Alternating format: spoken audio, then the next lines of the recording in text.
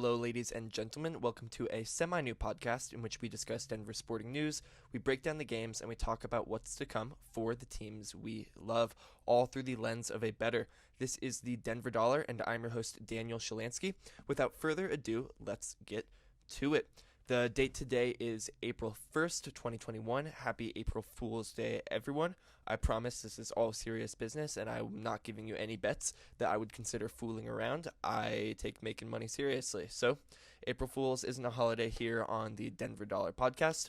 Tonight, the Nuggets face off in LA against the Los Angeles Clippers. Currently, the Clippers are the 3 seed in the Western Conference. The Nuggets are the 5 seed.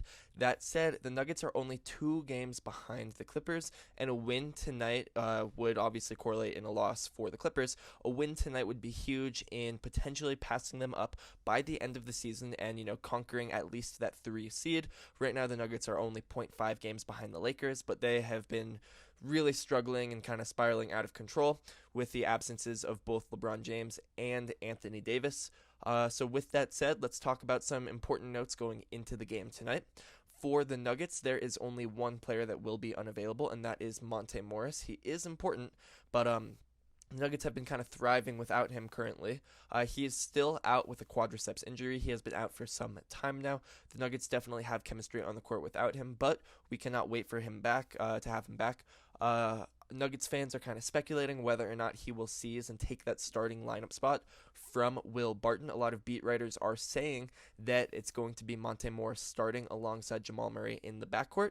And there was one really cryptic kind of Instagram message that Will Barton put out recently that was talking about kind of like the lack of respect he gets. I hope that's been figured out with the team, but we have to imagine here on the Denver Dollar that correlates to the fact that Monte Morris will be taking his starting spot. With that said, let's discuss injuries on the Clipper front, the Clipper side of the ball.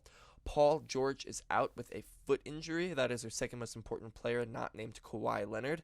In addition to that, they will be without Patrick Beverley. He has a knee injury. Serge Ibaka is out with a back injury.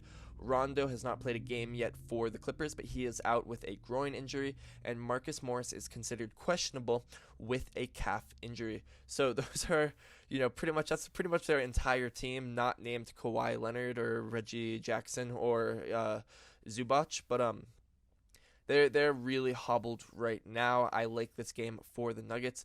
This is the same, this is the same Clippers team, the same exact lineup. They were missing all of these guys 2 nights ago, and they lost to the Orlando Magic. This is the Magic team that is completely in tank mode, completely in rebuild mode. They shipped out all of their assets for future picks for the most part and young up-and-coming guys.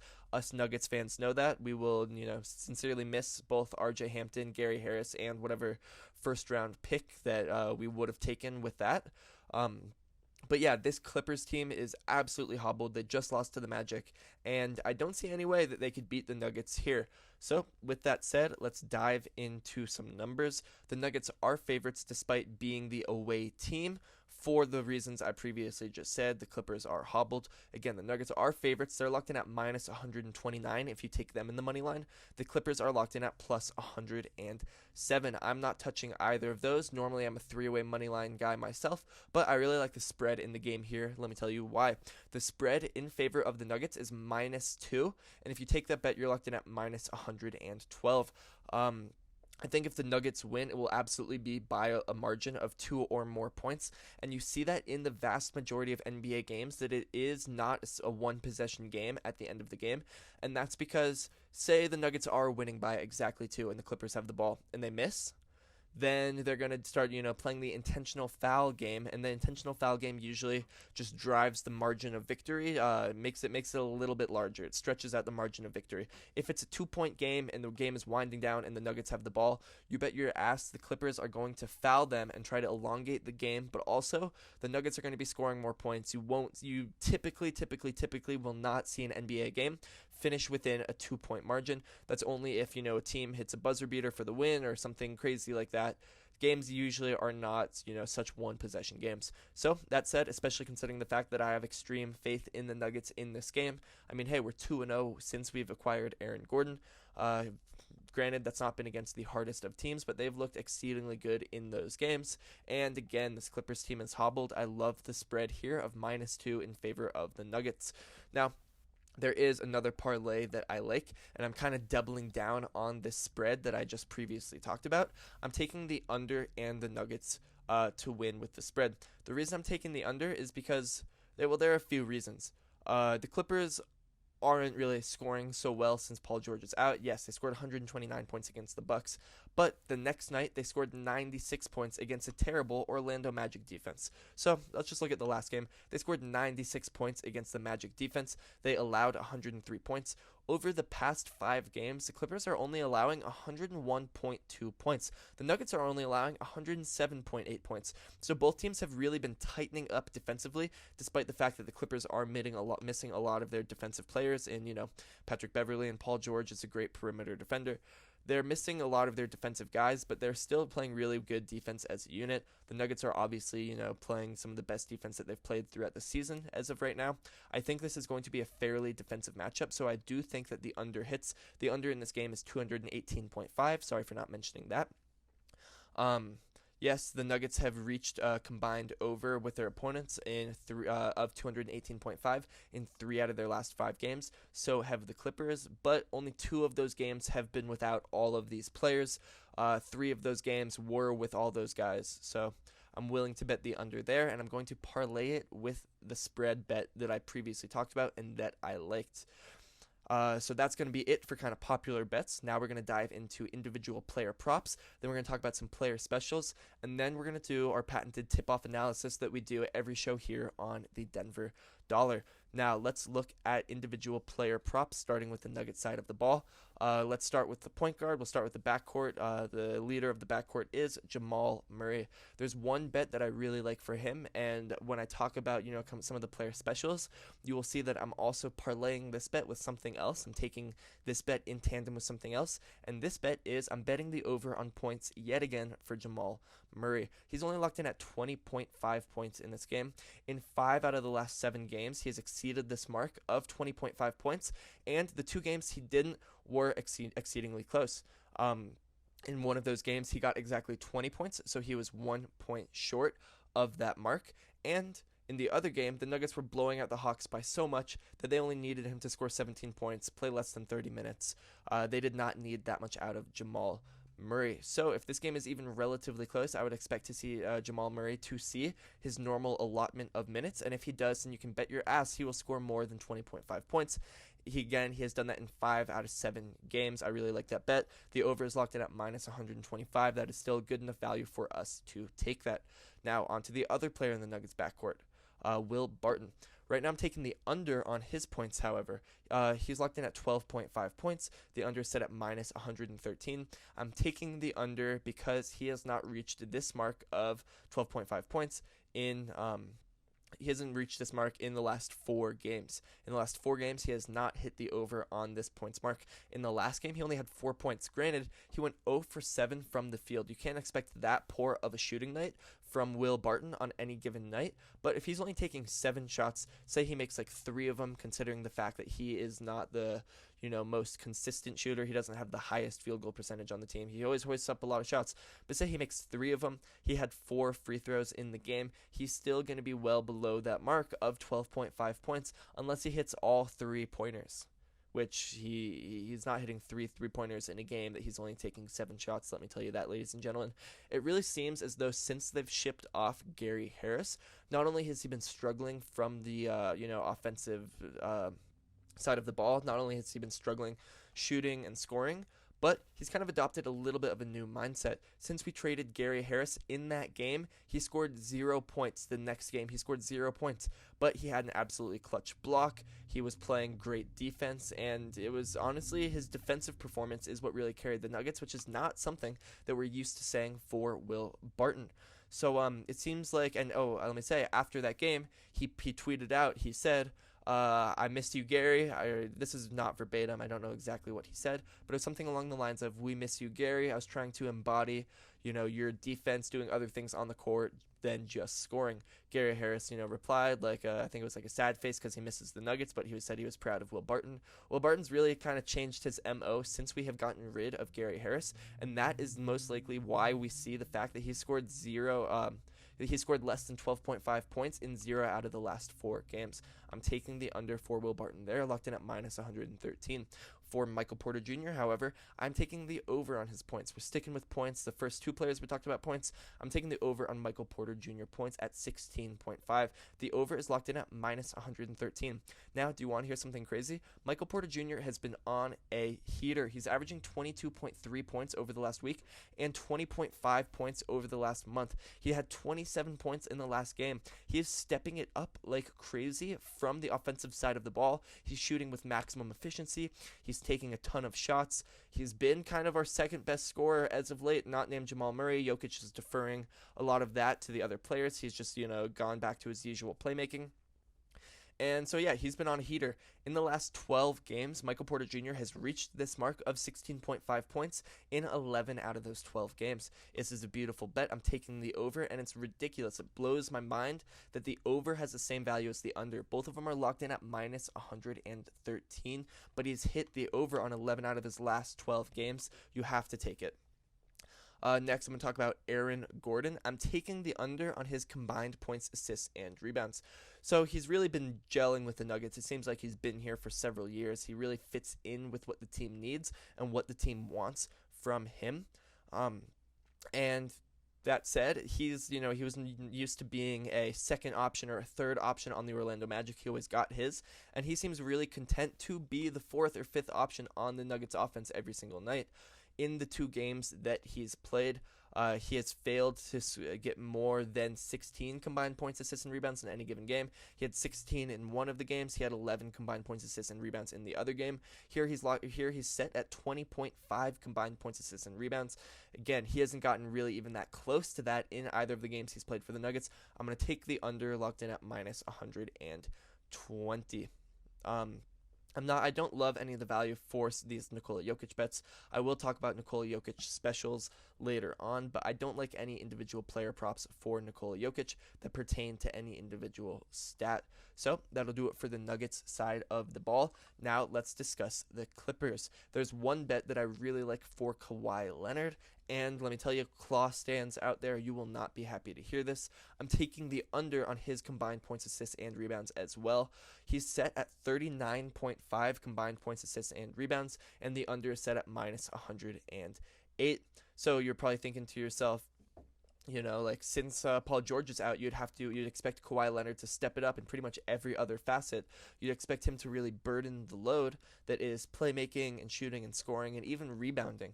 But he hasn't really been doing it since Paul George is out, and he really has not been doing it as of late. Again, this mark is at 39.5 that I am taking the under of. Over the last month, he's only averaging 34.7 combined points, assists, and rebounds. In the last game, he only had 22. And let me tell you this, in his past 9 games, he has only exceeded this mark of 39.5 combined points, assists, and rebounds in one of those games. That is 1 out of 9 games he's hit the over. Every other game he's hit the under, and for whatever reason, you're getting better value with the under at minus 108 versus minus 118 for the over. I'm taking the under there. On to player in the backcourt. There were only 3 Clippers players that I was able to look at considering their kind of litany of injuries. It's only been Kawhi Leonard, Zubach, and Reggie Jackson. I don't like any Zubach bets. I don't feel comfortable taking any of those. I don't like the value on any of the ones that I'm confident in, and a lot of the ones I'm just simply not confident in. So there's one bet for Reggie Jackson, and this one will wrap it up for player props. For Reggie Jackson, I like the over in his points in this game. He is set at 13.5 points. I'm taking the over at minus 113, and the over has the same value as the under. So Vegas considers him equally likely to happen, and that is why we do the show. That is why we do these advanced analytics. It's because we know things that Vegas doesn't know. It's stupid of them to make the over and the under, to make them have the same odds. And let me tell you why. In the last game, Reggie Jackson had 15 points, so that was above this mark. Over the past week, he's averaging 18.8 points. So he is stepping it up in the points category so much, especially with the departure of Paul George. In the last 4 games, Reggie Jackson has reached the over of 13.5 points in 3 out of the last 4 games. So Why does the over have the same value as the under? I simply don't know. Why does it have the same value? I simply don't know. Same applies to Michael Porter Jr., that logic where he had hit the over on 11 out of 12 games. I simply don't know why Vegas is so slow to adjust and to understand that the over always has better value than the under if it's been hitting, 3 out of 4 times or 11 out of 12 times. But, Vegas doesn't know. We will continue riding with that here on the Denver dollar. That'll kind of wrap it up for player props. Here are some player specials that I really like. Now, I say this one every single show. If you know me, you know this is my favorite bet in the NBA. And come on, you guys better start doing it too. It's been lining my pockets pretty nicely. And this bet is the Nicole Yokrich double-double. Now, in this game, he's only set at minus 250 to secure a double-double. Once again, ladies and gentlemen, I'm going to put $100 down on a Nicole Yokrich double-double.